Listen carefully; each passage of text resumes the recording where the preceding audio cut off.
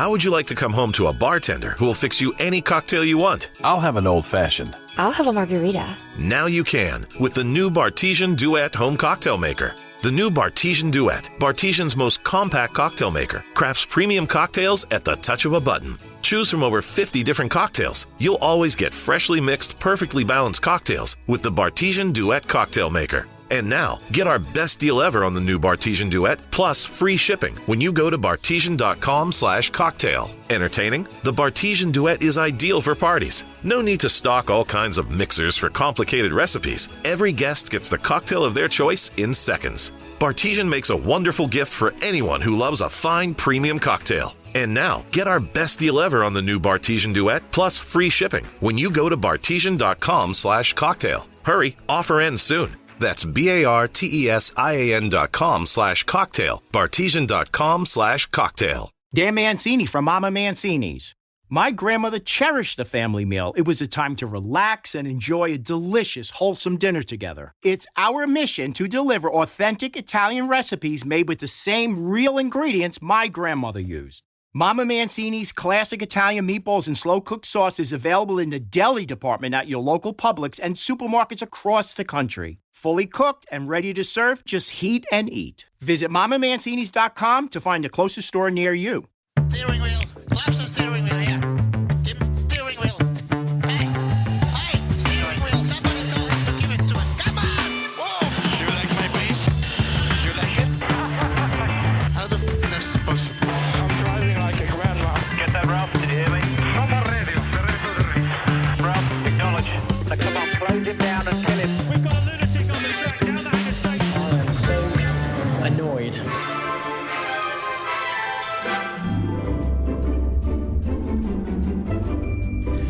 Hello and welcome back to the Parc Fermé for podcast number 716. I am not Nico Rosberg. That's what I'm calling this podcast. Ooh, well, welcome back. It is number 716. Tonight, for your kind consideration, we share some news. I mean, that's just what we do. But before covering any of that news, you know I have to introduce my partner in podcast crime. You know her. You love her. I have to go all the way to the right coast of America, next in our nation's capital, where she's still laughing at those TikToks of the Owa dog. She loves the Owa dog, and who doesn't? You know her. You love her. It's the lovely, the redoubtable Grace. Grace, how you doing? Doing pretty good, Todd. How are you doing? I'm doing fine. Have you seen the Owa dog? No, I don't know what you're talking about. Owl dog. All right, so I'm not a Gen Z, but my daughter is. My daughter, both my daughters are, and so they're all about TikTok, right? Right. And so my youngest daughter says, "Oh, you got to see the Owa dog. It's OWA dog." And so she showed me a couple clips, and sure enough, on YouTube, there's a whole like compilation of the Owa dog because when it barks, it makes the sound Owa, Owa. There's this cat video where the cat sounds like it says "wah-hi," but with like a southern drawl. That was my favorite. Like "wah-hi." It's just, nice. It sounds like. And so then, of course, I just showed it to everybody in my office. You know, back when I went to one of those, and just so that that's not how I greeted everybody. They're like, "Hey, Grace, what's going? Wah-hi!" Like, like everybody has to watch this video so you at least understand why I keep going wah-hi. It's nothing better than a cat from good. Baton Rouge, you know? Yeah, right. Exactly what it says, though. All right, I'll have to look this up. I don't want to, this is why you have to have kids in your life so that we can stay. I know. Right? Like, I know. I didn't know. Okay. I know, because, I'm so not that hip. No, and as always, I realized, I'm at that age where they talk about, Drew Brees and Tom Brady, the old quarterbacks. Yeah, they're my age. I don't feel that old. Thanks. Yeah. I am too old to be a quarterback. That's for sure. But I'm not that old. Man. I know. It's she showed me, and I guess the whole thing is, someone will do some sort of music related dancing or whatever, then everybody does their versions on it. And so she's got these things where she does her version on it, and I'm listening to the song and I'm like, okay, that song's a little below the belt. You're 16. Let's tone it down a little bit. Oh, Dad, everybody does it. It's like, yeah, okay, all right. I don't know. When I was how many songs did I listen to that I didn't know? I mean, I was in the 80s and the 90s. How many songs did we listen to that, Right. I remember recently. Go ahead. Well, you were listening to Lucy and the Sky with Diamonds. Yeah, well, I was relatively recently, I heard She's an Easy Lover by Phil Collins. I was like, this is terrible, Phil Collins. I'm so disappointed in you. Like Velvet DeVoe's Poison, terrible. I know every word to that song. They play it at Wizards games. I just keep going. Like after they turn the music off, I'm still going. I know all the words to that song. That song is terrible. It's pretty funny. I was with a friend and her, teenage daughter, and she knows all the words to The Weeknd, I Can't Feel My Face, which is most likely about cocaine, I think. And I was like, this song's about cocaine. She's like, she doesn't know. And I'm like, yeah, you're right. I know the words to Poison by Velvet DeVoe. It doesn't matter. You don't know as a kid. You're just like, I don't know, Mom, it's this song. Yeah. You're growing up, you put on Pink Floyd, it's got. Yeah. It's fine. The funny thing is, I was watching the football game and they were doing a promo for the Super Bowl, and they said, join the halftime show with The Weeknd. And I'm like, yeah, it's The Weeknd. He's a person. And my daughter was like, no, that's the artist. I said, that's a band? He goes, no, it's a dude. I said, the dude's name is The Weeknd. Yeah. Yes. She's like, yeah. And I was like, okay, good for him. Again, I knew I was old when I found myself singing along in the grocery store. And I no longer knew who the musical guest was on Saturday Night Live. That was for sure. I'm like, The Weeknd's a good example of that, right? Like, who is this? Okay. So I'm happy if they do 12 episodes, I don't know how many episodes you do in a season. If I know 4 of them, I feel still relevant. I've heard of this person, Yeah, I know. It is fun when you get older, though. The thing you have to look forward to as you get older, for all you young listeners out there, is when you look back on all these songs you were growing up with and realizing you were singing the complete wrong lyrics for that. It's kind of like, it's like when you're our age and you get a little older and you actually figured out what those words are in Rocket Man by Elton John. You're like, Rocket Man, my favorite, speaking of Elton John, my favorite missed lyric is Hold Me Closer, Tony Danza. Always my favorite. It's great. Closer, Tony Danza. That would be a much better lyric. It is good. I like it. There you go. Now you'll never be able to hear Tiny Dancer again without hearing Hold Me Closer, Tony Danza. Hold Me Closer, yeah. I've ruined that song forever for you. That's good. But you're right. It'll be fine. Someday, 20 years from now, your daughters will listen to that song and they'll go, what the hell did my parents let me listen to? Again, I recently, as an adult, watched Pee Wee Herman's Playhouse, which I watched every Saturday with my brother. And I remember saying, what was wrong with you that you let us watch this? And my mom was like, you were quiet for 30 minutes. I didn't care. It seemed harmless enough. I'm like, this is craziness. Why did you let your 7-year-old daughter watch this? You were quiet. I meant to do that. Yeah, it's like you were fine. Oh, boy. You want to talk about some Formula One? Can I tell you my lawn dart story first? Yeah, So lawn darts. Those are great fun. We were kids, so there was me and my brother and my 2 cousins, male and female, right? So we would play lawn darts. Yeah, who didn't? Right, so you put the 2 hula hoops on. The point is, right, is you're trying to throw the lawn dart into the hula hoop, right? It's like, I don't know, any bocce ball. I was trying to think. It's kind of like bocce ball, the idea, right? Well, except that lawn darts, right, are now illegal for good reason. And so I pointed this out to my aunt, like, you let us play with these as kids, because of course we were lazy. So we would put 2 people at one hula hoop and 2 people the other hula hoop and throw them at each other while our parents watched. And my aunt's response was, well, they weren't illegal back then. We were throwing lawn darts at each other. I don't think the law had to tell you this was a bad idea. Why did you let us do this? See, I had 2 older brothers, so we had lawn darts, and we had them for about 20 minutes. And then my brothers thought it'd be a great idea to sharpen the actual darts and start throwing them and sticking them in trees and trying to kill squirrels with them. What the hell? I mean, we started out to play a game, and we have completely turned barbarian. We're going to storm Rome next. I mean, it was out of control. Boys ruin everything like Oh, that. it's life with two older brothers, you know? They're just idiots in that sense. Yes. I've learned there are many things. Again, it's like when it's the hibachi, when they throw the shrimp, they're like, you never catch it in your mouth. I'm like, I had an older brother. That's not happening. I'm going to catch it like this because it's coming at my face. I can't help it. Right. Yeah. And I'm sure your brother pulled my brother's technique. My mom put a plate of cookies and he'd pick them all up and lick the bottoms of all of them, right? Of course. I fed him dog biscuits once. That was my revenge. Oh, that is good revenge. He liked them. He thought they tasted pretty good. Yeah, human grade, apparently. They weren't milk bones, I take it. No, they didn't kill him. He's still alive. Good. Oh, boy. Speaking of dog bones, let's get into some news, shall we? All right, let's do it. All right. If you have been watching closely, you'll know that Renault Formula One made some big changes in the offseason. We talked about those changes. First of all, they're changing their name to Alpine F1. Mm-hmm. And Grace and I are just American enough to admit that at some point we're going to call it Alpine. Yeah. Because that's how we roll.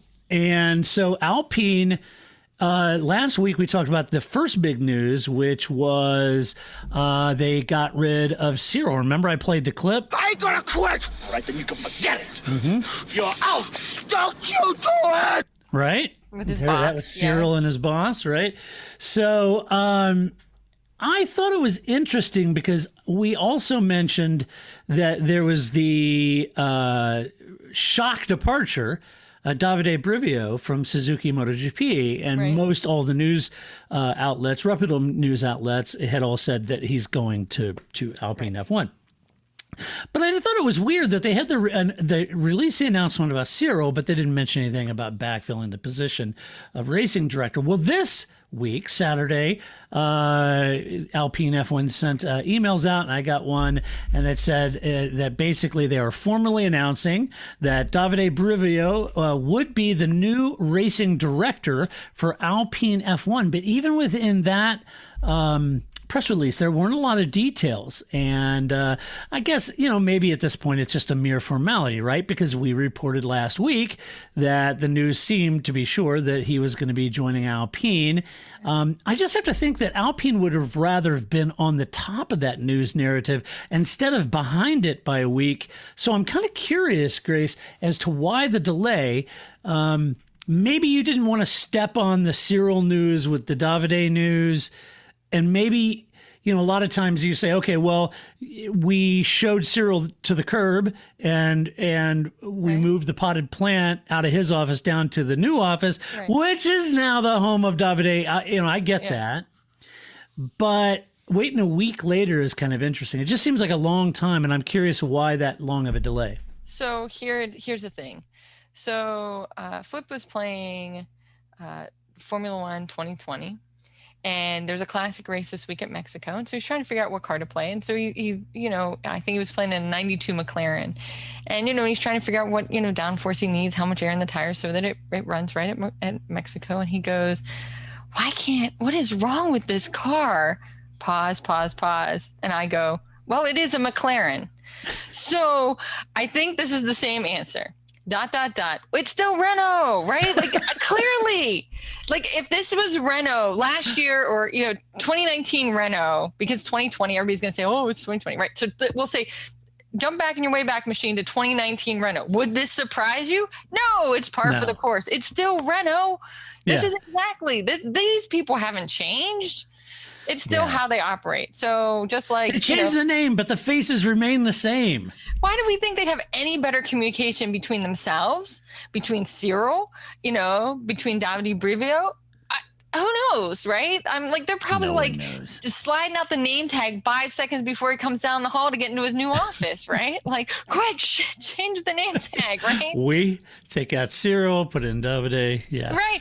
I mean, it was all very French of them. It wouldn't surprise me. It's not like this team has ever been on top of these kind of things. So, which I think it has to be systemic, right? Like we see this. And so I could see, is this that big of a deal? Well, no, but yes, right? Because what's below the water? What the rest of that iceberg must look like, right? If this is the tip of the iceberg that we can see and you can't get this together, what does the rest of it look like? So yeah, it's going to be interesting because I think the tough thing here, and I'm completely, my opinion, total unfounded speculation on my part, but I have to think that there's a part of it. The tough thing to me is that it's going to take time. It typically does.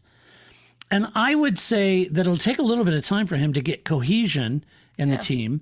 And unfortunately, they've already spent a lot of time trying to get back up front with Cyril. So taking another 3 years is just going to be really painful or unacceptable to Renault. I posit this: can Davide short circuit that learning curve and have an immediate impact? Or has Renault already been working on the major issues that it needed, and this leaves Davide really to simply punch it, Chewy, right? And maybe that's all he's got to do and get Alpine back up front. I'm not sure. I will say that the McLaren might be a good example of it didn't take Andreas very long to knock some heads, kick some butts, and get things going. Right. This may be what they need. And this may be what Davide is able to produce. So I'm not insinuating that it's going to take him another 3 years. Davide may come in and say, no, this goes there, right? And figure it all out. Right. If you're going to fire somebody in the same presser, you need to put who you're hiring in his position, right? Like these things go together, right? So you're right. It may just be, it just takes the right person to push them in the right direction, and that maybe all the right people are there, they're just chasing their tail. I mean, that's the hope, right? And I think you're right. I think that is what it really took at McLaren, that they kind of were, I don't know, chasing their own tail or something, and it just took somebody to go, no, right, like you should be over there. Okay, good, got it, okay, I can do this, right? Like if they have the talent, that may be what it takes. So yeah, and hopefully, in McLaren's case, bringing an outsider and not a retreaded F1 boss, right? So maybe Davide is a breath of fresh air. Hey, speaking of, I did see the pictures they released this past week, showing just a teaser of a livery. It was what they called their winter livery, whatever that is. It was mostly black, and on the engine cowling, it had sort of the French flag colors, right? Fair enough. Yeah. I got all excited because everybody knows that, I've been on my festering pie hole. Every time I start a podcast, I'm going on and on about how disappointed I am that Renault isn't running in French Racing Blue and how Formula One needs the color French Racing Blue back on the grid. And I stand by that.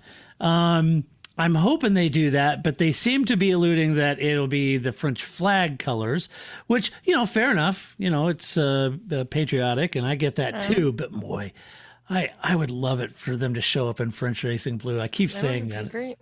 I've been calling for that for years. So yeah, I think, I think the winter livery was fine. This is like Mercedes. I don't care. Is this what's going to be in your car? I don't care. Right? Like, yay, you can put some different stickers on. I don't care. Show me what your car is going to look like. What is this? You're just trying to keep my interest in the off season. The off season's like 4 weeks long. Do other things, right? Like, I mean, now we're starting the end of March. That's like, it's already the middle of January. Like, go do things that are going to make your car ready for Bahrain, right? Like, I don't know. I mean, I assume that's why that the teams do this kind of thing, right? Because it keeps us talking about them in the off season, which I guess is helpful for us, right? It gives us something to talk about in the off season. But as a fan, I don't care. Just show me your final livery, because the thing is that your winter liveries always are going to look better than what you put on your car anyway, because you're going to do things with your winter livery that you don't do with your real car for any number of reasons. So yeah. Well, and nowadays they don't have to build the damn thing to have a special one-off livery. They just do it in CAD and post JPEGs of it, right? Yeah, go get a vinyl wrap. We're fine. There it is. Yeah, right? yeah, right. Now, for me, one of the best sort of special liveries of all time was when Red Bull ran that black and white livery. You know how car companies, when they're developing new models, they have that bizarre red or black and white with all the swirls all over, Yes. so you can't really See get what the it is. body lines or anything like. And Red Bull, in a nod to that, they came out with that on their car. I thought it was hilarious. Yes, I always like. Well, those are always great too, because when they show up in the, it's similar to the college kid who spends all day to look like they just rolled out of bed in their pajamas, right? How would you like to come home to a bartender who will fix you any cocktail you want? I'll have an old-fashioned. I'll have a margarita. Now you can with the new Bartesian Duet Home Cocktail Maker. The new Bartesian Duet, Bartesian's most compact cocktail maker, crafts premium cocktails at the touch of a button. Choose from over 50 different cocktails. You'll always get freshly mixed, perfectly balanced cocktails with the Bartesian Duet Cocktail Maker. And now, get our best deal ever on the new Bartesian Duet, plus free shipping when you go to bartesian.com/cocktail. Entertaining? The Bartesian Duet is ideal for parties. No need to stock all kinds of mixers for complicated recipes. Every guest gets the cocktail of their choice in seconds. Bartesian makes a wonderful gift for anyone who loves a fine premium cocktail. And now, get our best deal ever on the new Bartesian Duet, plus free shipping when you go to bartesian.com/cocktail. Hurry, offer ends soon. That's BARTESIAN.com/cocktail, bartesian.com/cocktail. Anthem Blue Cross and Blue Shield and Common Threads are helping schools across the country learn about healthier food preparation. In Atlanta, they're joined by The Dream and will provide education, recipes, and knowledge to students and families about healthier options. Visit anthem.com/dream to learn more. Anthem Blue Cross and Blue Shield is the trade name of Blue Cross Blue Shield Healthcare Plan of Georgia, Inc. Right? Who are you fooling? We know you spent all day rolling out in your pajamas. That's what those car photos always remind me of, because oh, what is that? Is that a Porsche? I don't know. It was leaked. It wasn't leaked. You freaking put it out on purpose. We all know it's a Porsche. Your cars all look the same. Who are you fooling? Your little blue, white, your little black and white stripes aren't fooling anybody, right? Come on, man. It was leaked. We follow American politics. We know how this works. I'm like, who are you killing? Who are you kidding here, right? Oh, Right. It's a Corvette. Oh, I'm surprised. I would have never guessed it. Gosh, with that shocking, glaring white and black swirled livery on there, I can't tell if it's a Corvette or a Prius. I would have never known. I'm so surprised. It's amazing. Yes. So the winter livery, mainly black with a splash of French tricolor on the engine cowling. So there you have it. We'll have to wait and see. But so now we know what the real car will not look like. Right. It won't be black and yellow. Right. Like Renault colors, their corporate colors, which I appreciated it, and really for the last, I'd say, few years, for me, the Renault color car is one of the best looking cars in the grid, and I loved this past year where if you saw it at the side, it was black and yellow. If you saw it at the front, it was all black. The way that they had painted that, it was really, really well done. And I appreciated that, but nothing would be better than having that French racing blue going in there. Yeah, I do miss the Alfa Romeo looking like it has eyelashes. Yeah, right. When you're looking at the driver view, on the little squiggly bits on the front make it look like it has eyelashes. Yeah, that was nice too.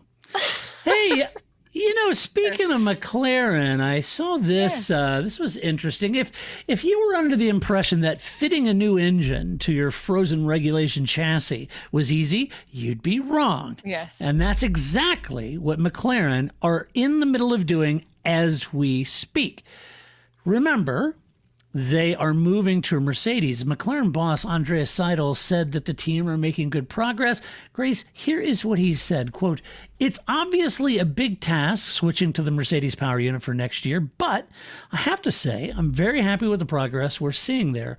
I would say the car build is going along very well. The relationship, together with the guys from Brixworth, for Mercedes, has started also on a very good basis. There's a very good dialogue and technical exchange, so I'm very happy with that." End quote. That's good. Mm-hmm. It's good news. But this is a team who should be used to that, because remember, they had to switch from Honda to Renault already, and they did that quickly, remember? So they had to do that. The challenge for them at this point is that they're having to spend development tokens, which are few and far between, on the chassis changes to bolt the Mercedes engine on the back. And I'm sure they would much rather have used those tokens on other things. but they're having to use them just to make the Mercedes switch. And Andreas said the power unit switch is obviously happening in parallel with aero development we have to do next year with the changes that we have to do, especially to the rear of the car to help Pirelli. I would say we're on target, no red lights there at the moment, but thanks to a lot of power unit changes also recently at McLaren, we have quite some experience also within the team to do that. How good we managed to do that, we will only see next year once we go testing. So that's a sort of update. And that's good. I mean, regardless of all the details and spending tokens and all that, look, the band, Grace, is back together. Yeah. Yes, finally. Back together. Finally. The band is back there. Now, whenever you make those slips in McLaren Mercedes, you are correct. It's right. Finally. Yes. 10 years later. Hey, the last time this duo got together, they fought alongside each other. They had 78 wins between 1995 and 2014. Not a bad record. Not an even spread either. I like how that sounds, though. Yeah, I know. And it's a pretty darn good record. However, it also must be said that during those years, they didn't have a Mercedes works team to battle, right? Right. That's true. Bit of a game changer there. Yes. But it's good to know that things are going well. There's no red lights. Andres is happy with the progress so far. And like I said, the details of that's a structural component of the chassis and the way that engine fits and how it sits. And, there's a lot of details behind that. Nothing else here to talk about. Everything's going fine. Everything's going well. Why would we question any of it? What? Right. It's fine. Everything's fine. We're good. There's nothing here to see. So if you, where'd they finish? 4th in the Constructors' Championship. Correct.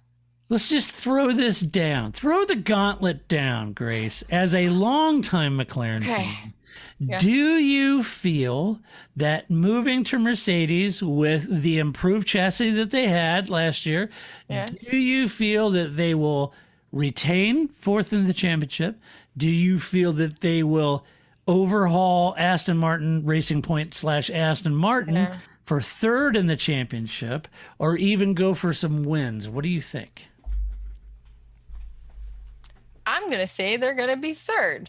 Okay. You think they're going to overtake Aston Martin and their little Mercedes show over there, their pink Mercedes.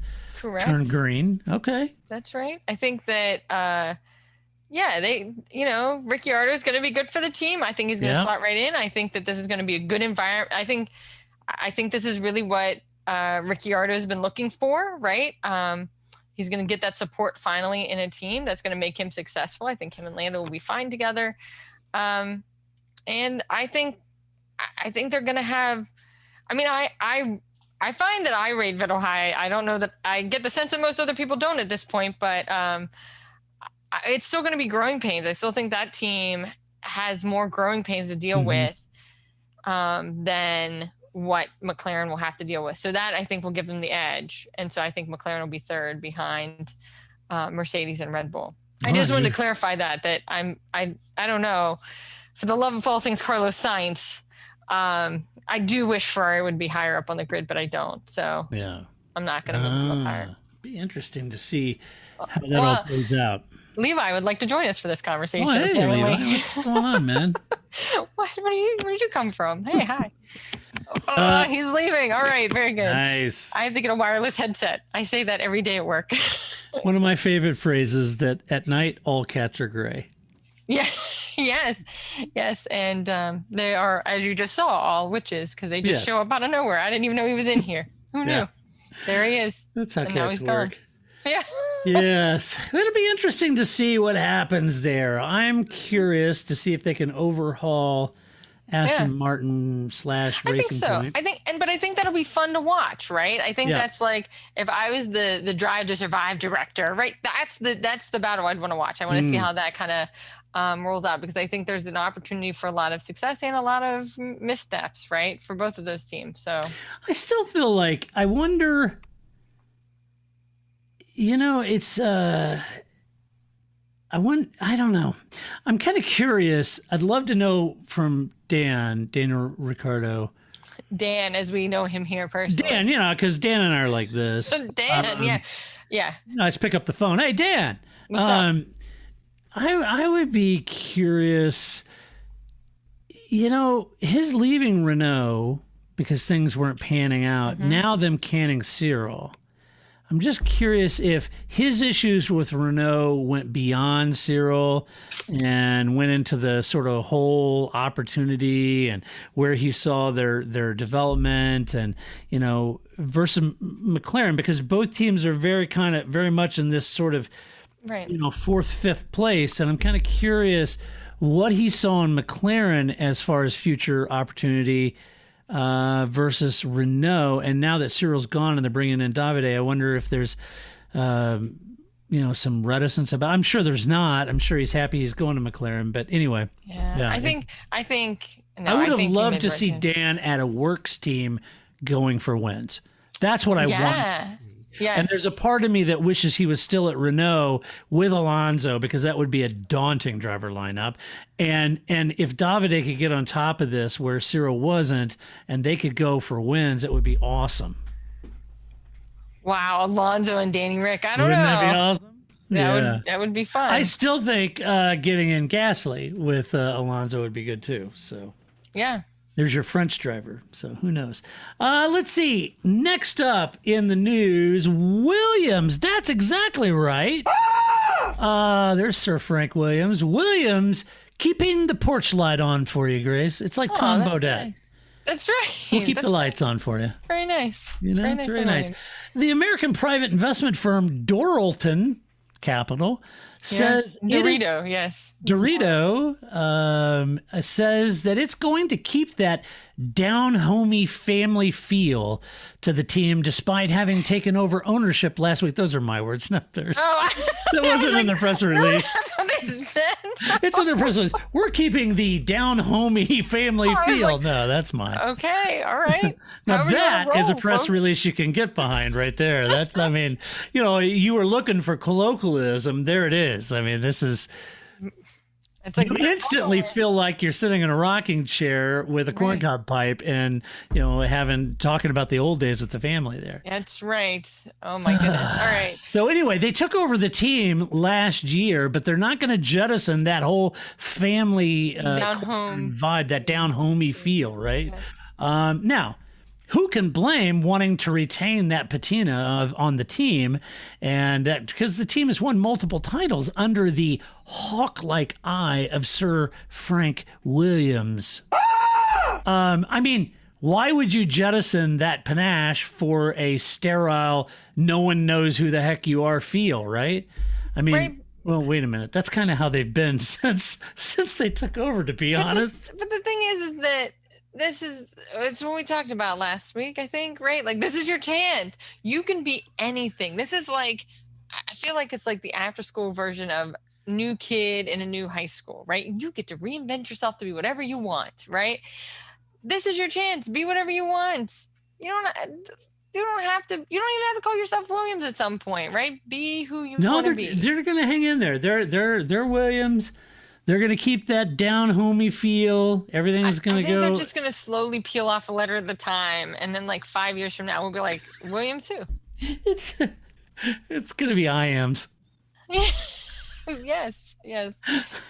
Or it'll be just in Drive to Survive this last year where they just, computerly cut out Gasly's face and just dropped in Albon's, which was the weirdest thing. Like, stand like this. Okay. And now we got your face perfectly where we need it. Like, oh, it was super creepy, but that's what you could do. Just like slowly just drop it in there and we won't even notice. Right. I think maybe just taking a letter each year away and you end up with maybe an I, AM, and then you could put IMF1. Yeah. I think that's already taken. Why not? Yeah. Or you could do Will IMF1. Yes. Levi, what's the matter? I'm sorry. Levi's, he's on the Burj Khalifa. Cat tree back there having a moment. There. I don't know. Yeah, he is. Well, he's looking at your Monaco picture very closely. He's going, that's not how that went down. I was there. A Scary caught on fire. Yeah. Well, it wasn't a Scary. Levi. I don't know. Maybe he'll go to sleep. I'm sorry. He's just having a moment. Yeah. He's just getting into his zoomies, man. Oh yeah, those are great. He's he's a teenager. He's having his growing pains, right? Yeah. Yeah. Don't I know it with my dog? So, what is a tad odd is that we still really haven't heard much from Dorilton's CEO about their new F1 team. Or and what his name is. Why are we still calling him Dorilton's CEO? I could, we can Google that and find it. Of course, not the point. Huxley could do his job, but that's not the point, right? I should know who the face of your team is going to be. Right. Not just like lurking in the back of the garage back there, but out front. Get out there. Start talking to the people. We're literally all Lewis Hamilton on this one. Like, who? I've never heard of this person. Yeah. Right? Now, this guy, if Lewis didn't know who the new owner of Williams is, that makes sense because I don't either. I don't either, right? But when confronted with a chance to show the world a kinder, gentler American interest in F1, Dorilton has chosen to allow the very capable Simon Roberts to do their talking for him. And here is what Simon Roberts, the new team boss, said, quote, "We've put together an investment plan that was focused on what do we need to do, what can we do, and what should we do to add performance to the team." Seems like three fair things. He said, quote, "It's 100% focused on adding performance. That does include making sure it's a great place to work. Given that we and Dorilton don't want to shift that lovely feel." It's all about the feels, Grace. They don't want to shift that lovely feel that exists within Williams, that kind of family spirit and friendliness we are investing. We'll be investing in some of the facilities in the factory. It's just simple stuff, but stuff that makes it better for people to work there. It's all about the feels, Grace. And while I'm just poking at them, really poking them in the eye a little bit here, let's look at the upside of this whole thing, shall we? I know I'm kind of giving them some shtick, but the reality is they are still a Formula One team. That's in itself really good. Second, they do have the remarkable George Russell, which is great. And they're investing in the team and facilities. So that's good. They've decided also to buy the famed Mercedes engine / gearbox combo in order to be more competitive. And they are fixing the leaks in the roof. Right. Literally. That's what they said. It's all the way down to, we're finally going to fix those leaks in the roof. It's God. Like, I read there, it's like, leaks in the roof? I thought you were going to say, well, they have, the very talented George Russell and Latifi's money, right? Like, right. Okay. Well, yes, let's fix the holes in the roof. That seems like a good place to start. Good place to start. Let's get a wind tunnel and, that isn't just some guy going, right? Or let's get, yeah. So they got George Russell on a 15-foot A-frame ladder out there with some, with some tools, and you know what he's up there doing with the roof? Hi, Phil Swift here for Flex Seal. It's exactly what he's doing. He's up there spraying the holes. Levi is stuck. Hold on. Come on, dude. What's going on? This makes for riveting listening. But if you're watching this podcast on YouTube, it's hilarious. Well, okay. So I have my desk, right? And so you have the slide out desk, right? For your keyboard tray. So he's coming in the side off of there, but he's stuck between the desk part and the keyboard tray like this, right? I can't get back out. He's just doing, I'm like, what the hell are you doing, dude? Oh my God, this is going to be the whole show. This is going to be the longest show in history because this dude is no, you know what this is? Having a moment. All of these moments like this are really that sort of homey feel. Yes, right. Right? That's exactly what this is. We're operating like the new Dorilton Williams here. Podcast. That's hilarious. And now he's got your head set up. It is all right. We will get through this. But just every time I go missing, it's because Levi is having. God, dude, you're over there like, help!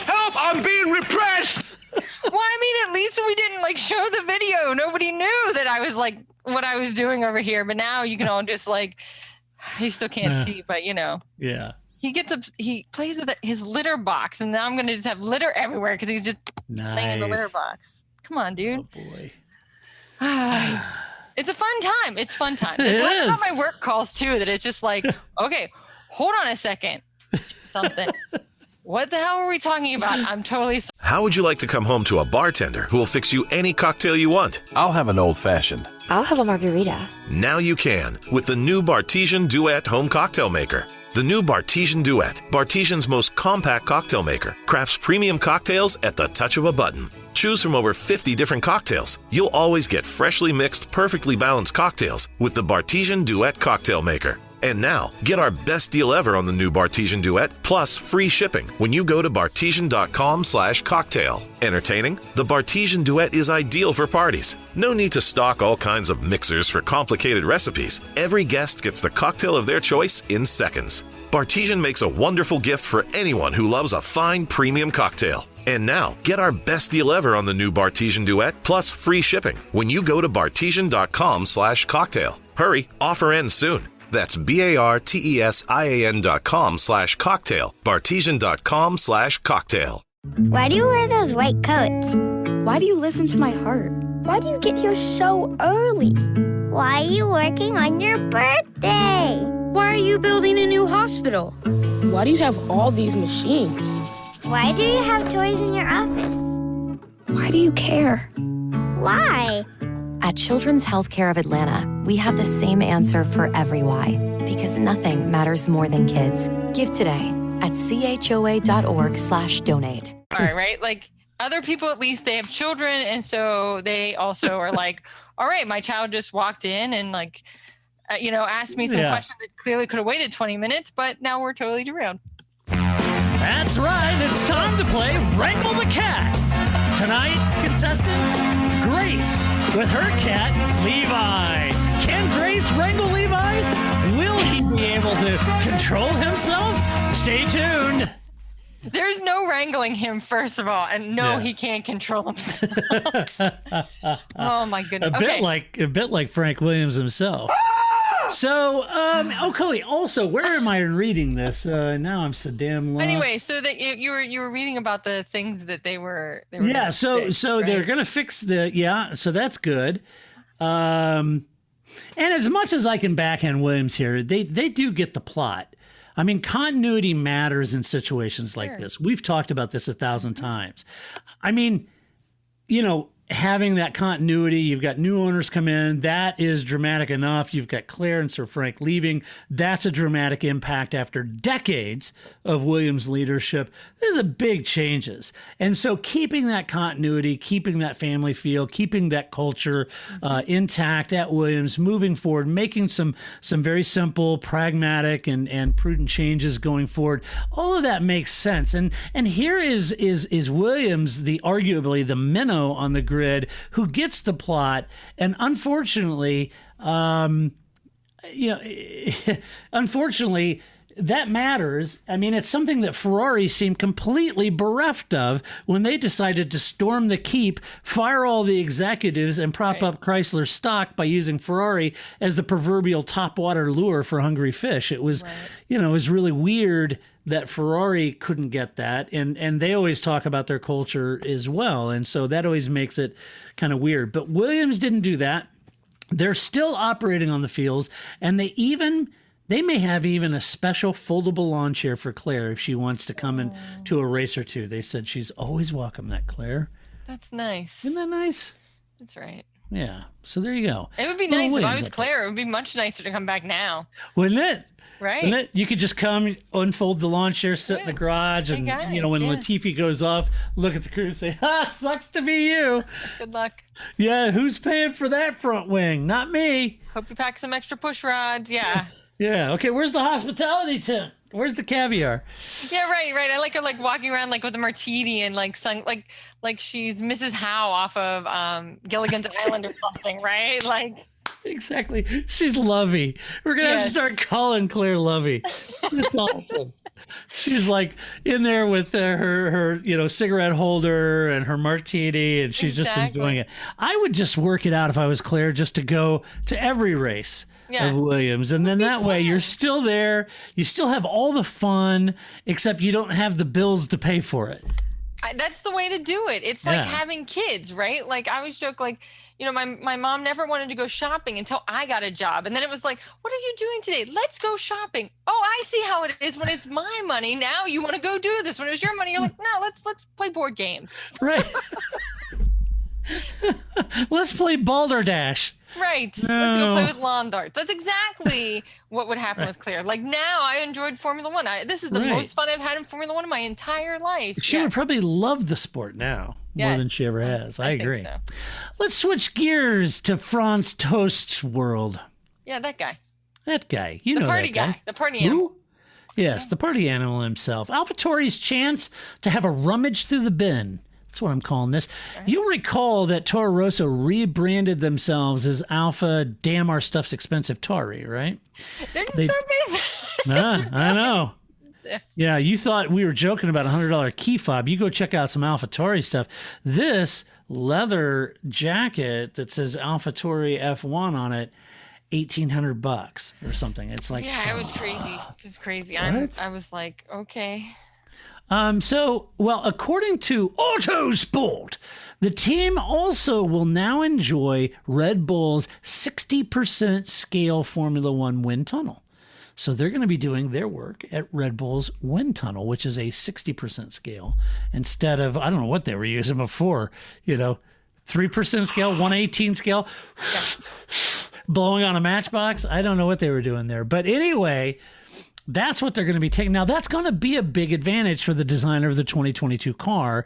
And that's what the article said. And they're right. They're absolutely right because, the larger, the more to scale you can get that car, the more meaningful data you get off of it. And then you start to correlate that data. So data correlation between wind tunnel work and what they experience on track is important. And then if there's a miss in the correlation of that data, if they're slightly off, they can make those adjustments to the wind tunnel, and you're doing it on a much larger scale. So it's all really good. I think it's going to benefit AlphaTauri's car. The article said something else that I thought was interesting too. It stated this. The article said, quote, following the rebranding of Toro Rosso as AlphaTauri for 2020, Red Bull has identified the Faenza-based squad as being more of a sister team rather than as a B team as it had been previously, end quote. Now, the reason I find this interesting is because I searched several articles. I went back and I looked at several articles, and I even went back and looked at the actual press releases from Red Bull when they launched this and announced this rebranding. I didn't see any mention by Red Bull saying, AlphaTauri, now with this rebrand, they're going to be their own. It's going to be a sister team. They're going to bring in and really go for it. It was still understood they were the junior team and driver development team. Right. So I'm not saying I can't possibly have read all there is about this issue or all the team comments, but I didn't find anything just with a cursory search. So if any of you have a link to the statement where Red Bull has reclassified AlphaTauri's mission as a sister team and legit going for it, not a young driver development team, send me the link because I didn't see that.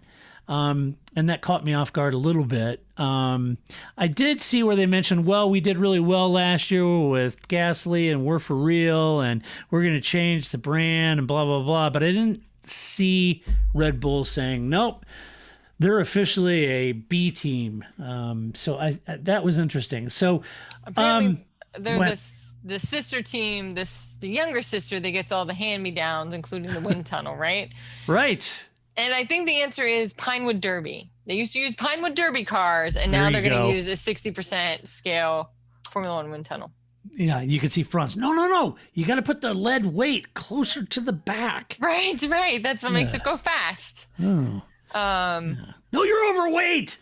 You got to shave some lead off of that. No. What is the difference between a B team and a sister team besides it makes one feel better if you're the B team / sister team? Yeah, I think maybe emotionally it's got that down-homey feel if you're a sister team. Yeah, right. Like it does make it sound like, oh, this is my sister team as opposed to the place where I squander all the drivers that I have too many of and I don't have any place to put them. So I push them onto your team, right? Like, I just don't think, like, I guess if I was AlphaTauri, I'd be like, so now that we're your sister team, what exactly does that mean? And Christian Horner would be like, nothing's changed. Here, enjoy this wind tunnel. Okay, thanks. Yeah. So, fair enough. I look, I'm sure that's right. I just hadn't read that in stark words where Red Bull came out and said, we're rebranding it because now they're a sister team, not a B team, driver development junior team. And I thought that was interesting. Now, we've certainly advocated that, but I think more importantly, we've really advocated that Red Bull should be the main team with seasoned veterans, not a testing bed for rookies. That's what AlphaTauri should be for. Or at least that's what it used to be if I missed the rebranding and remissioning or repurpose of the team that Autosport is alluding to. So, yeah. That would require Red Bull to have a plan and to not go through drivers like, I don't know, toilet paper, right? Like, right. I don't know. That Red Bull and their drivers, it's always a problem. It's always a problem. It has been since day one, and it continues to be a problem for them. So, you're right. It should work that way. It should work as, like George Russell's at Williams because there's no space for Mercedes, and then we need him. We can bring him back up, right? Right. Yeah, but that's Red Bull's just like, we chewed through this guy. We need another guy. Bring him up from AlphaTauri. Right. So, well, anyway, you'll recall also, here's the point that I'm getting to in a very circuitous route. You'll recall the Force India versus Lotus Racing lawsuit back in 2009. How can I forget? That also included Aerolab and Fondamentals. You remember that in Italy? That's because back then, if you're new to Formula One, yes, Force India at the time, Racing Point now, Force India at the time, sued Lotus Racing and Aerolab because Force India was testing at that wind tunnel just a few days before Lotus. And they said, quote, Force India believes that Lotus Racing, via its use of Aerolab and Fontech, I said Fondamentals, or Fontech facilities and data, has utilized and benefited from the use of Force India F1 team's intellectual property, including components and tires exclusively licensed by Bridgestone to the Force India F1 team on its wind tunnel model design for the current Lotus T127 chassis without permission for the Force India Formula One team, end quote. Okay. What I'm suggesting here is now we see the benefits of actually testing at a common wind tunnel testing facility. And the good news here is that maybe some important chassis design stuff, from, say, Adrian Newey gets accidentally just dropped in the trash bin. I'm going to leave this here. Exactly. Don't tell Christian Horner. Don't tell. Right. I'm going to leave this here. It's going to say on a Christian Horner, don't read this. Right. So they're just going to leave that in the trash bin. And then Franz Tost shows up and says, what's this? Oh, it's a design. It's an Adrian Newey design for a chassis. Imagine that. Man, if only Brian Dennis had thought of that plan instead. See? Man, I think so. All Franz Tost has to do is when he gets to their wind tunnel, be sure to have a little rummage around. That's right. He may find some Adrian Newey notes thrown in the bin, and you can pull them out. Around. And there is the full design. See? I think that's all Ron Dennis needed to do. Nice, Ron. That's right. Just leave your settings, right? Like whatever they were. Like, right. Well, these are the settings that those last guys used. That might be a helpful place to start. Exactly. So there's the added benefit of working in the So tunnel. did Force India win? I don't remember. No. I just remember this coming up. So maybe I don't think they did. I think that would have stuck, right? Yeah, I remember it coming up. I don't know if it was settled. You remember the group that owned the Lotus Racing? That was that 1M Malaysia thing. Yeah.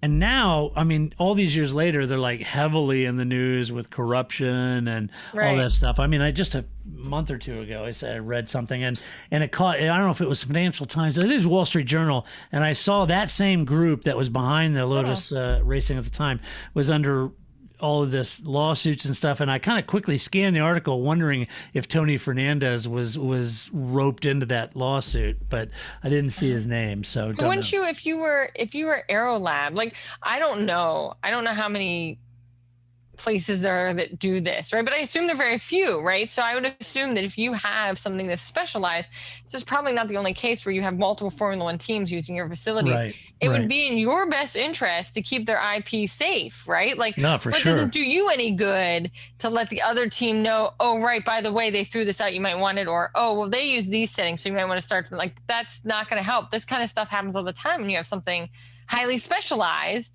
That has to be part of your brand, is to keep each other's, IPs, Yeah, if you and I started an F1 team called Levi F1, and we were going to go to a wind tunnel, I honestly, I would go there and have the wind tunnel people sign an NDA. Yeah, exactly. So yeah. I just think that's the part I find very weird, that there's probably lots of teams that have to share any kind of different facilities of any sort, but you have to be within your best interest to not spread that information around, right? Or you'll be out of business real soon. Agreed. Yeah, definitely. All right, next up in the news, this is interesting. Bottas not going all Rosberg on Lewis Hamilton. Valtteri Bottas says he has no interest in playing mental mind games with Lewis Hamilton like Nico Rosberg did. Quote, I think that the strength we have in the team is definitely that we can work as a team, said Bottas in an exclusive interview at Autosport. So I have to give a hat tip Autosport. We can for sure race hard, but we can also leave it there. Of course, along the way, there's been many people suggest I change to be a Nico Rosberg, but I'm not a Nico Rosberg. I much prefer to do the talking on track and race fair. Ooh, zing. I've also been able to get to know Lewis, and I know that there's no benefit of trying to play with his mind. I'm sure it would be annoying for him, but it would be wasting my energy, and I think he will be getting even more pissed off and drive faster. Know the fact that if we can work together, that's how the team is going to benefit in the end. So, there you go. He's no Nico Rosberg. Hell, few are, let's be honest. But the entire time I was reading that quote, I kept hearing Yoda say, that is why you fail. I was just waiting for, the comment from Nico Rosberg. You said I did what? Yeah. Because that's clearly implied, right? Oh, yeah. Yeah, it's implied for sure. They didn't race fair. And yeah, that was interesting. I don't know. I'm wondering, there's a lot of people thinking that he's got to get in Lewis's head because he's not beating him on track. I don't know. Maybe a few months on Dagobah would clear Valtteri's mind. Or is he too old to complete the training? There is another. I don't know. Yeah. I'm not Nico Rosberg, Grace. I mean, I prefer to race hard and race fair. I mean, maybe that's just like the not old guy version of Rubens Barrichello, right? Right? Because it's always the thing when you're number two. Well, are you Rubens Barrichello, right? Like nobody wants to be Rubens Barrichello. So maybe being Nico Rosberg is just like, the newer version of that idea, right? That I also don't think it was that. I don't know. I just was and how did Nico end up going down as F1's immortal antagonist? I don't know. That's what I'm saying. How is he not the protagonist? I mean, I guess it depends on what camp you're coming from. Maybe. I just wanted there to be. I don't know. I just want to cut to Rosberg. What does he have to say? I know. Yeah. I don't know. It would be interesting. I'm sure there'll be a video. I'm sure. Yeah. On Instagram. In his new supercar, right, with his wife. Yeah, I mean, we'll know. We will know what Nico Rosberg has to say about this. Right. I mean, that will be for sure. But it'll probably be him and his wife and his two kids, but with the smiley faces over the kids' faces. I just think it must get tiresome though for Valtteri Bottas. How many times can you say? I know. I'm not a Rubens Barrichello. I'm not a number two. I don't. But the thing is if you say, well, I'm out there racing really hard, then somebody's going to, well, Lewis still beats you. Or is he a better driver than you, right? Yeah, it's tough because you want to say, no, I'm not Rubens in this thing. Yeah. I'm not Rubens. And, that's okay. I'm my own man and I'm going out there. Okay, well, Lewis is still handing you your butt. Yeah. And you got to do something else because whatever you've done up until this point ain't working. All right. So that's why people say, hey, maybe you got to get in his head like Nico did. And you say, well, no. Dan Mancini from Mama Mancini's. My grandmother cherished the family meal. It was a time to relax and enjoy a delicious, wholesome dinner together. It's our mission to deliver authentic Italian recipes made with the same real ingredients my grandmother used. Mama Mancini's classic Italian meatballs and slow-cooked sauce is available in the deli department at your local Publix and supermarkets across the country. Fully cooked and ready to serve, just heat and eat. Visit MamaMancini's.com to find the closest store near you. Because we work really together as a team, and that's how the team wins. And I'm thinking, dude, I don't know. I mean, obviously you're thinking one more season, and that may be it for you, but I don't know. That's not everybody's thing either, right? Like it's not. It wouldn't be my thing. I mean, in defense of Valtteri, if I was there, it wouldn't be my thing either. I mean, if it took, ramping up the mind games and everything to, it's just because the thing is that it's not what I do. People who are really good at the mind games, like a Valentino Rossi, it brings Lewis is good at it. Right, but it brings him joy as well. Like I get the sense that Valtteri Bottas could try to get in his head, but it would be work, right? Yeah. It would be more things that he'd have to do in a race weekend. Like make sure seat fits, make sure you bring balaclava, make sure you get into Lewis's head, right? Right. You know what I mean? If it's not just something that naturally gets you going, then it's not going to work, right? Yeah, it's not Valtteri's personality. It doesn't strike me as something that he has ever really wanted to do. So why would he do it to Lewis? It's just not his cup of tea. Yeah, and in defense of Nico, that's what it took to win. But even he retired and said, "There's no way I was going to go to that place again." That took everything out of me, and I wasn't going to be that person again. And if that's what it took to keep winning, I'm not interested. I'm done. Right. Yeah. So I think that, I don't know. I mean, I think it's just, he's literally must be asked that question in every interview, right? Yeah, I'm sure. Yeah. So he's just how are you going to beat Lewis? Yeah. I'm not. All right. That's just, he's a 7-time world champion. I'm not. Yeah. All right. Fine. He's LeBron James. What do you want? Right. And tried really hard. Time is going, I will. Just put me in the car, man. Yeah. Speaking of George Russell, nice segue to Mercedes. Yes. More Toto Wolff. Woo-hoo. Get down. All right. So George Russell must iron out mistakes. And I found this interesting, if not a little disappointing. Another article over at Autosport says that George Russell did well setting it for Lewis Hamilton, but according to Mercedes boss Toto Wolff, he must iron out his mistakes like Imola. And here's what Toto said. Speaking to Autosport about Russell's progress, Wolff said, quote, winning Formula One championships is about making the least amount of mistakes, and that only comes with routine and experience.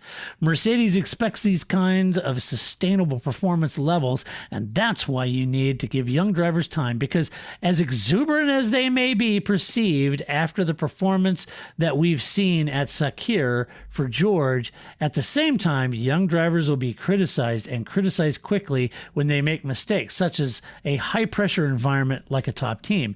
That's why making experiences like at Imola and learning from that is very important to form a driver that can perform at a sustained high level, end quote. Now, I was thinking, seriously, come on now. Yeah. Come on. I know he spun behind the safety car, and I get it. But, Lewis doesn't make too many mistakes these days, but he's a 7-time champion for crying out loud, all right? He did chuck the title away by running wide in China those years ago when he was George's age. He's hit Albon twice in 2 years and Rosberg a few times and ran into the back of Kimi Räikkönen into the pit lane and many, many other incidents that I could point out that Lewis has done, even when he was older and, quote, wiser than George Russell. Right. So I think taking the stuffing out of George because he spun behind the safety car is This is classic Toto Wolff. Like, why? This is the same Toto Wolff who talks about who sandbags at every testing. Well, he always is the kid that's like, I don't know. I think I did poorly on the test. Oh, you got an A+. You got them all right. Screw you, Toto Wolff, right? Like, this is just another one of his, like, lame attempts to, like, trick us. Well, he can't say, George Russell's amazing. Lewis Hamilton, we aren't signing you, right? Like, I think that he has to somehow downplay George. I mean, I think we all expected George to do well. Did we expect him to do that well? I think everybody was shocked by that. I mean, I guess I expected him on a scale of 1 to 10. I expected an 8. He did pretty good at 9.5, 10, right? Yeah, like, I mean, he really had no problems. And so I just think that this is Toto Wolff is a man trying to say, like, we like that young huckabuck over there, but not too much, right? Yeah. And it just sounds like his testing, but, well, I don't know. Maybe this will be the year that Mercedes has some problems. It's never the year Mercedes has problems. You think we have no memory? We watch this every year. Yeah, I don't know George, but okay, yeah, that was a ham-fisted move, spinning, but he's not the first person to spin behind a safety car at all. I mean, Nick Heidfeld took the damn door off of the safety car, for crying out loud. So, he's not the first guy. Botus has made his fair share of gaffes when he was at Williams and Mercedes. So I think this is a very high bar to put on George, despite his ham-fisted spin. And I think it's a little much. I mean, he got into Lewis's car, but that doesn't mean that that Lewis Hamilton is the measuring stick. He's a 7-time champ. The question most fans are bringing up is Lewis. Okay, that's a different level. All right. And nobody was holding George up to that measuring stick, but they were holding up to Botus. And you re-signed Botus. Seeing that previous quote, right? Like, that's what's much more interesting, right? Exactly. I think that, Yeah. George better be nervous. Anyway, I didn't set out to be an apologist for George, but I find that a little harsh. No, I think that's just classic Toto Wolff trying to poorly create. He's like the guy that gives a presentation and tells jokes. Stop telling jokes. Only tell jokes if you're good at telling jokes. If you're not, then stop trying to be a comedian. Yeah. I mean, Charles Leclerc has had some ham-fisted moves at Ferrari, and Ferrari still have him in the main team. He's not down in Sauber or Haas. No. And he's right there with George. So anyway. That's right. Speaking of Leclerc, he tested positive for COVID. He said, "Hello, guys. I hope you're all staying safe. I want to let you know that I've tested positive for COVID-19. I'm regularly checked according to the team's protocols. Unfortunately, I learned that I've been in contact with a positive case and immediately went into self-isolation, notifying anyone I had contact with. Subsequent test I took has come back positive. I'm feeling okay and have mild symptoms. I will remain in isolation in my home in Monaco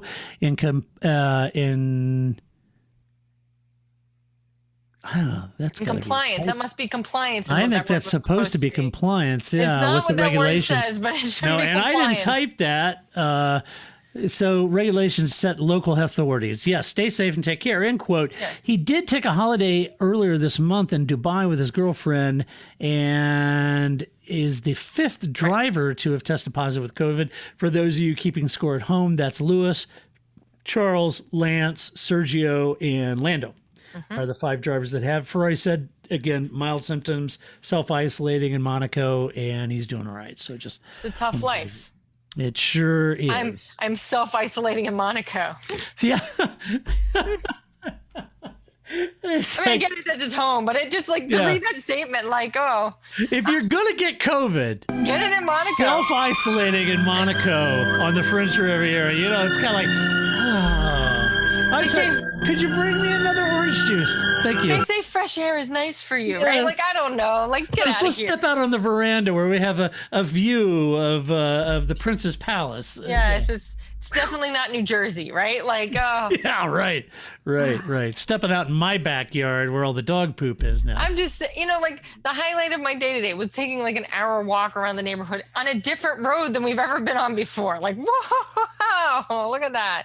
Nice. We went somewhere new today. Yay. Self-isolating in Monaco. Yeah, I hear that. Yeah, who knew? Just playing video games, right? That's all yeah, you could just be on this little sim all day. That's not too bad. All right. But get well, Charles Leclerc. Yeah, get well. Yeah, exactly. We're poking fun at you, but of course we, don't want anybody to have COVID and get better. No. Okay. All right. All right. Let's see. And finally, let's do. Hey, it's time for this week's fun/random fact, the Slashies. That's right. I've dug up some stupid random fun fact about F1 that I hope you enjoy. All right. You ready for this week's? I'm going to enjoy it. I'm ready. All right. I'm enjoying it already. I'm going to throw this out as like a little quiz. I'm going to give it a little time. I know you know the answer, and I know the answer, but I'm going to throw this out. Only because you put it in the notes. I didn't know this answer. Right. So I'm going to throw this out. I'm going to leave a little air so for those of you who are commuting or driving to work or listening, you can have a think and see if you can answer it before I do. Okay, so here we go. If I did this as a fun quiz, I would say, which driver's first and last victory in F1 also happened to be the first and last victory for which team?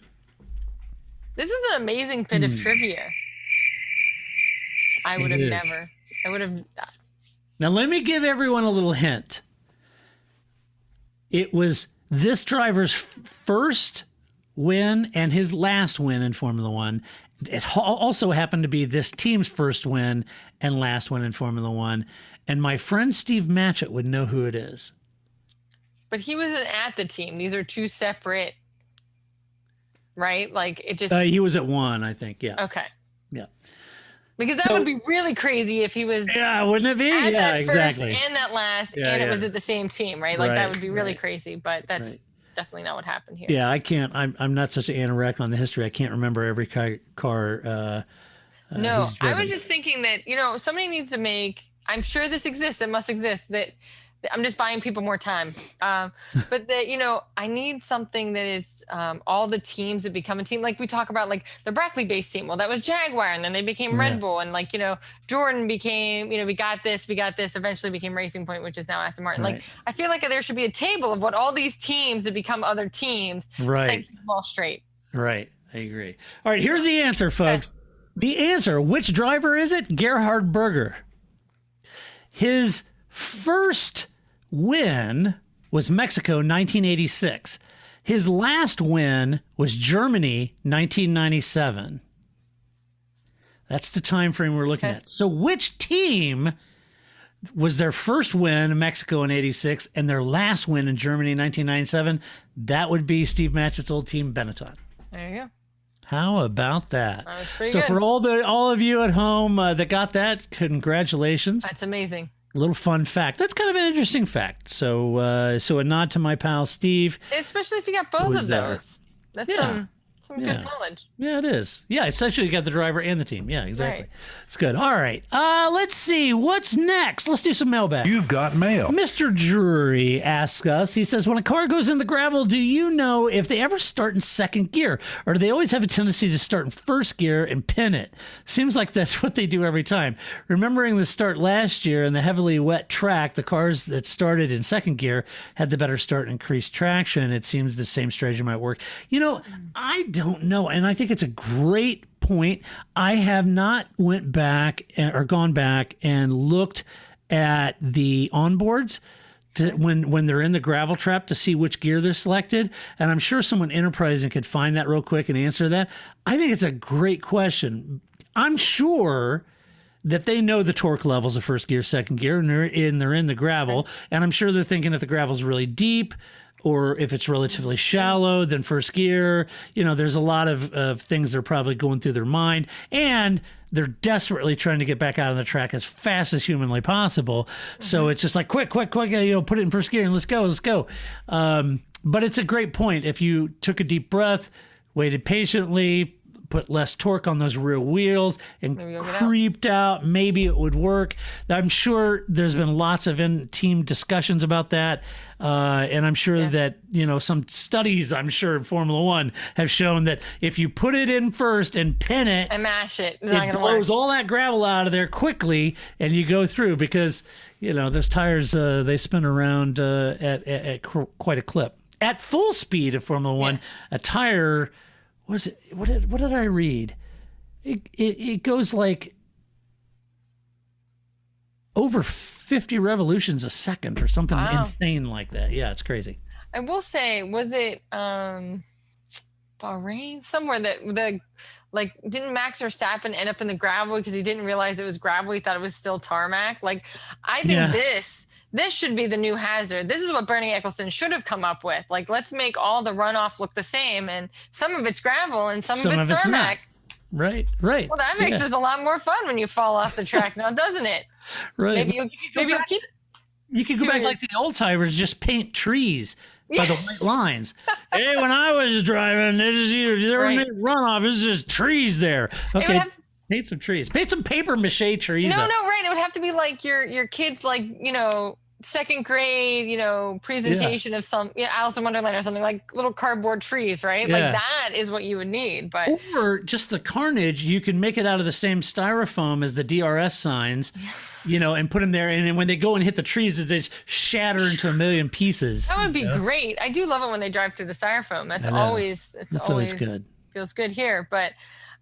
So I think we should just paint all the runoff the same color and just randomly some of it's gravel. And then I think if you're somebody like Michael Schumacher, who always that was one of the things, right? Like he always knew where the off roads where they led, and so that was one of the ways he was able to get on track faster, because he knew if he went off road here, if he just went this way, he could get on the track faster, right? He was able to correct any mistake he had falling off the island. I like it.